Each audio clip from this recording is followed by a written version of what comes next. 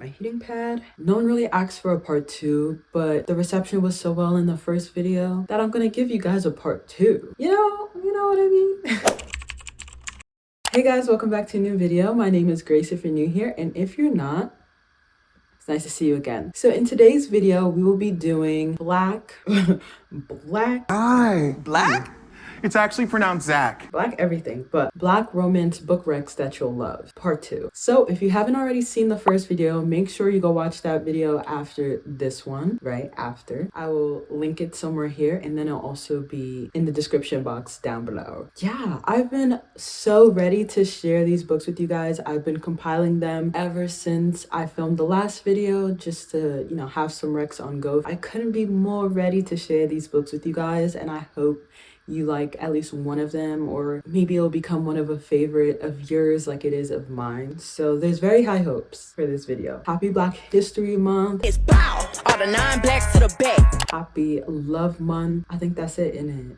Anyways, this is my second time recording this video, so if I blink at certain points, you know the reason why, but I have high hopes for this recording and that'll go well. And I have very inconsiderate upstairs neighbors, so let's try and get through it, innit? Alright, so the first book I want to recommend you guys is Sweet Heat by Bolu Babalola. This one is the second book to Honey and Spice, another favorite of mine. So this one, they ended up breaking up, Kai and Kiki, which I have my thoughts on. I don't understand how my favorites, they broke up. And I'm asking myself how? Like, how did this even happen? So we find out in this book why they broke up, why they're not together right now. This is how many years later? I don't know. It's a few years later. They're not in college anymore. They're in their late 20s. And yeah, it was just such a fun read. I enjoyed it so much. I loved being back in the world of Kai and Kiki and just being involved in their bond. It was super good. Second chance romance. If you watched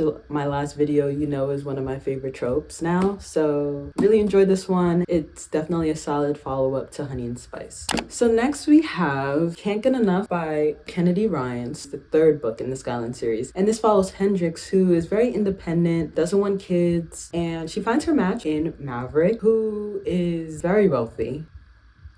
Love that for her. At the time that they meet, he's coming out of a relationship, but since he's such a public person, he had to make like a joint statement with the person that he was in a relationship with. And it was just like rocky beginnings. It wasn't a good foundation to start a relationship on. So, you know, like they casually talk, they're kind of friends, but they still have that chemistry. And then, you know, it builds from there. And we have a little bit of like a forbidden romance because Hendrix knows the person who he was talking to before, but they weren't friends. Anyways, if you're interested in like my full thoughts or even seeing me read it, I read this in my reading predicted 5-star reading vlog, so definitely go check that out. It'll be somewhere there. I love this book. I loved getting into her story, and it was such a perfect ending to the Skyline series. It was just another like unputdownable book. It was definitely emotional. There's emotional themes in here, which, you know, I love a bit of, but yeah. The next book I want to recommend to you guys, another emotional read, A Love Song for Ricky Wilde by Tia Williams. This one is very like magical. When I started reading it, I knew that it wasn't the time for it, so I revisited it probably like a couple of months later, and that's when the writing really just gripped me. So this one is about Ricky and Ezra. Ezra is not from this decade. He's not even from this century, but there's a bit of time travel. It's just such an interesting story because it's based in Harlem, New York. Love Harlem, love New York City down. Just the way Tia Williams depicted it, the way that she described these characters and the setting was just so like, I was just immersed in the story. I just love when artists get together too. Like, there's just something about it. There's just such passionate people. Really great book, and I'm so excited to reread this one. When I think of you. That's not the lyric. When I look at you and the waves of flooded for these lips. Wrap it up. Exit that way. Thank you. Anyways, But the name of the next book that I want to talk to you guys about is When I Think of You. And that is by Maya Ariel. This one is such a great book. This is another second chance romance. Okay, it's been 7 years since Kalia and what is the male main character's name? Kalia and Danny. It was a college romance. Didn't work out the first time. But Danny is now a director and they start working together. Yeah, it was such a great book. There's a lot of like Hollywood politics involved. I read this in 2024, but I'm pretty sure, I think she was like an actress and he was the director, or like something where it's quote unquote forbidden. I just feel like it makes it more interesting when there's that forbidden element, you know? I was eating it up. It's up there in terms of my favorite second chance romances that I've read. So next we have Hardly Strangers by A.C. Robinson. I'm trying to remember if I started reading it when I was in the midst of a slump or like, I don't know. But I remember just wanting something like fun and very not emotionally heavy. And I picked this book up and it was exactly what I was looking for. The romance between these two, it's Shara and Max. Max is the frontman of an Irish punk band. I would just like it. Is that person wearing a t-shirt? Oh my. All right, guys, just a sec. I have to see what temperature it is for this person to be wearing a t-shirt. Oh, that's why it's 46. Real feel 49. Oh, he's feeling nice. Wait, now I kind of want to go outside. Okay, I might take a walk now. This is exactly what I needed to know. All right, yes. Shara and Max. I would liken this story to Before Sunrise. So it takes place over the course of a night. They're getting to know each other. They have an instant connection, not instant love. They don't really do much but like talk. They just go over things that you usually don't talk about with people that you meet. The way they get really vulnerable with each other, I loved it. I loved it so much. And there was just so many like good quotes in here. Let me see if I could find a good one. So this is what he says to her. He said, "Of course you deserve to feel desired and chosen, but I also believe you deserve to be seen." Are you kidding? Don't we all want to be seen? Like, isn't that what we want out of a relationship or in general? Like, we just want to be seen as people in all our facets and all our being. Is that so much to ask? I don't know how to open this in a split view. So the next book I want to recommend to you guys, oh, the sun is going away. Okay, great.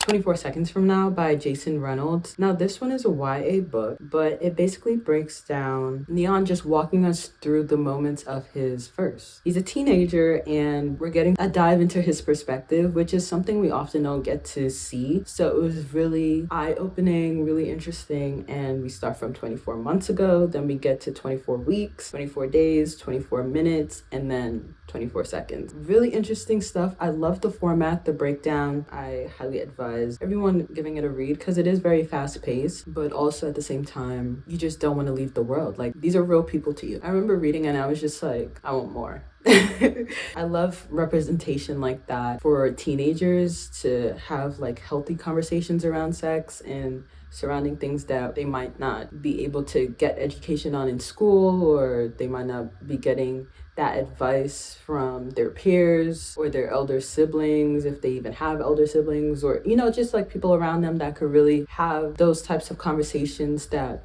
make sure that these teenagers or these young people, they grow up knowledgeable and they don't grow up ignorant of certain things. So very important. Next we have The Girl with Stars in Her Eyes. This one is by Zio Axelrod. But yeah, I read this one, all the way back in 2024. This is a romance where it definitely does focus more on the character, and then like the romance is kind of a subplot, which I do love. I'll take romance in any form. Give me a little romance, give me a lot of romance, I'll take it. Yeah, her name is Toni Bennett. I think at this point she just sings a little bit, but she grew up in dive bars up and down the East Coast, and then she met Sebastian Quick. What a name. He was a little older, you know, they promised to escape together, and then Seb turned 19 and he split without looking back. So now Toni is all grown up. She's in Philly. She's in the indie scene there, making a name for herself, tries out for a new and upcoming band, and guess who is the manager? Sebastian quick. They see each other now, how many ever years later. They're rediscovering their spark, like what drew them together. And yeah, overall it's a fun read. It was such a surprise to me too because I haven't heard anyone talk about this book at all. And I think I got it from the library too. Yeah. So when I picked it up, I was not expecting to love it so much, but it was really, oh my gosh, it was such a great book. I was more inspired to read it because I love Daisy Jones and the Six, and I wanted something like that but with a Black woman. Definitely check that one out. Next we have, so another book that I have that I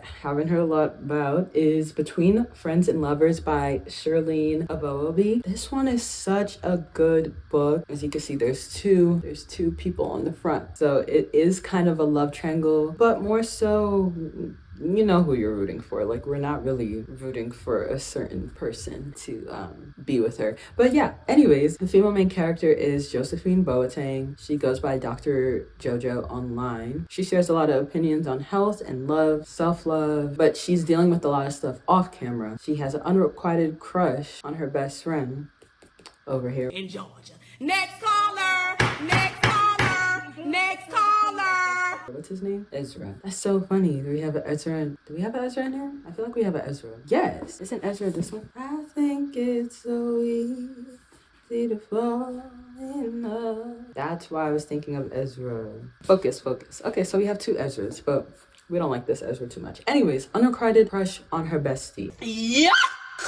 But then enter Malcolm Waters, who knows of her online presence, likes her content, whatnot. They start helping each other out. She starts helping him with building up a social media presence because he's coming out with a book. I think he's just helping her like take pictures and stuff like that. I forgot. But it was definitely such a good book and I had a time reading it. So next I want to talk about Confessions of an Alleged Good Girl. This is by Joya Goffney, right?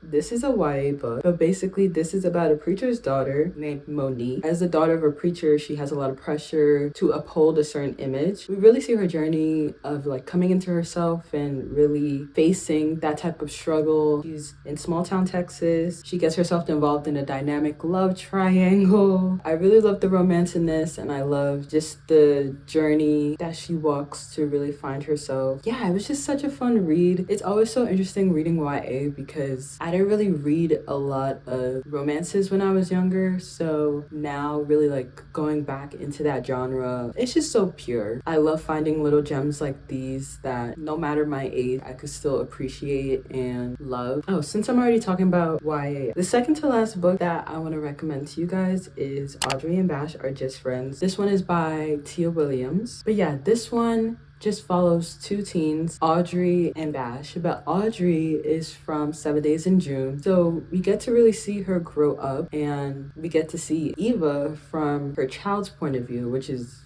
really interesting. They have a child now, so Audrey is feeling put on the back burner, and so she's really battling with that, not being the only child anymore, and she's really like a striver for perfection. So in 7 Days in June, we see how she is so like entrepreneurial and how she is really independent. She's really sure of herself from such a young age. But in this book, we peel back the layers. She's got a lot of problems and she wants to write a self-help book, but to do that, she really feels as if she needs to just get outside of her own bubble and live a little bit more and have fun. So that's where Bash comes in, but then they get close at the same time. So it's a really interesting dynamic because he's really laid back. He comes from California, I think.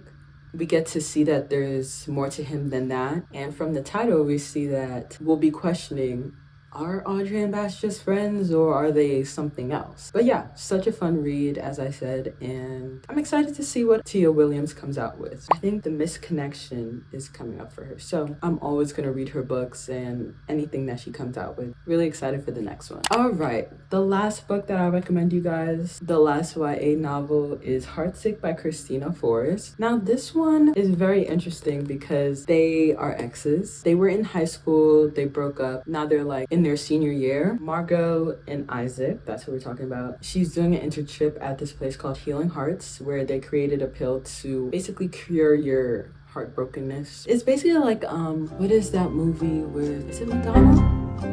Jim Carrey and the woman from a holiday. Eternal sunshine of the spotless mind. Yes. Oh, Kate Winslet. He comes in contemplating taking the pill after they broke up, and she's like, hello. But there's a lot going on behind the scenes, and they basically embark on this journey to reveal what's going on with this company. So it's a lot of forced proximity, whatnot. You really get to see them connect again. We're taking road trips. We're really on an adventure with this one. I don't know what I thought it was gonna be, but I didn't expect this. So definitely enjoyed reading it. All right. Oh my God. I literally was like, this is the last book that I'm talking about. In terms of like explicit romance books, those are the last books I'm talking about. So what we're gonna get into are books that have a subplot of romance, even more so than The Girl with Stars in Her Eyes. So we have the Immortal Dark trilogy. We have Immortal Dark and Eternal Ruin. In the first book, Susunyos and Kidan. Kidan is the female main character and Susunyos is the male main character. Kidan and her sister are orphans, and then her sister June disappears. So she's trying to figure out what happened to her sister. She's basically tracing this arcane society that they were a part of. She goes back to the university and she enrolls there. Or did she get an invitation to enroll? I don't remember, but that's where she meets Susunyos. So he's the house vampire. That's a dynamic in and of itself, but they really don't like each other. They literally trying to kill each other. But you know, something develops. There grows an understanding, and it's really just chef's kiss. And in the second book, we see that develop a little bit more. I'm not gonna spoil it for you, but there's a lot going on in the second book. You'll just have to read it for yourself. But we definitely get a little bit more of them, as you can see with the tabs, kind of. So yeah, definitely give it a look-see, especially if you're someone who doesn't like outright romance. You like something a little more subtle. I love fantasy with the drop of romance, just a little bit. It's the slowest burn ever. The next book that I'll recommend that's kind of a bit more outright, but this is Blood Moon by Brittany S. Lewis. This one is definitely reminiscent of Twilight. She's literally called Mirabella. Bella! Where the hell have you been, Loca? But she's a black Bella. She's a black Bella Swan. And she grew up with these legends of wolves that protect humans from vampires. But her mom disappears. They don't know what happened, but she gets this random invitation to a school. Her dad lets her go. You could tell like he obviously didn't enroll her. She doesn't know who did. She gets to the school and weird stuff are happening. Animal attacks are happening. There's a lot that she's finding out for herself, finds herself in a little bit of a love triangle. I don't know, I enjoyed it a lot. I love seeing how Mirabella basically handles how these myths that she grew up believing are actually real, and navigating falling into like with someone who basically one of them. I'm excited to see where the series goes. So yeah, that's the last book I have for you guys, right? Right. Okay, yeah. I hope you enjoyed the video. Yep, that's me. You're probably wondering how I ended up in this situation. Because I don't need that. I hope you enjoyed the video, and I hope you enjoyed getting to see all of these recs from me. This is part 2, so definitely go and watch part 1 if you haven't already. I hope one of these books tickled your fancy and that you gain a new favorite. I love love, and I love Black women getting loved on and loved down. So I will always be doing videos like this and just like continue recommending books to you guys that are along these lines. Definitely like, comment, and subscribe. Maybe comment below if you've read any of these, if you've loved them. Comment if you have any recs you want to give me. Definitely make sure you go and follow me on Instagram at Pages Before Sunrise. I also have a Substack that I do occasionally post on and give some recs over there. So definitely go check that out too. What else? TikTok. I post bookish content on there too, guys. I'm everywhere. So definitely explore all my stuff that I have in my description box down below so you can get more of me. Thank you for watching. I'll see you in the next one. All right, bye.